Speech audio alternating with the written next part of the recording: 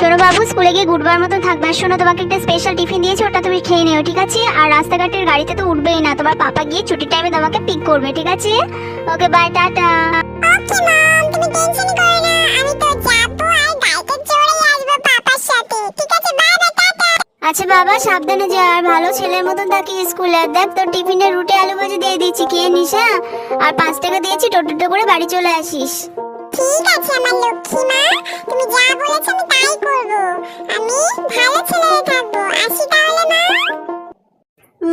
বৌমা, ও বৌমা, কি হয়েছে? আমার লক্ষ্মী বৌমা, কাঁদছো কেন তুমি? কি হয়েছে? না আসলে মা, মিনতি দি তার ছেলেকে কত ভালো করে মানুষ করে, গাড়িতে চড়িয়ে নিয়ে যায় নিয়ে আসে। আমি তো কিছুই পারি না, বলো। তাতে কি হয়েছে রে? তুই তো আমার লক্ষ্মী বৌমা, সংসারটাকে কতটা গুছিয়ে রেখেছিস। শোন মা, ঠাকুর দিলে আমাদেরও একদিন সুদিন আসবে, আর আমাদের নাতনিকে ভালো করে মানুষ করবি।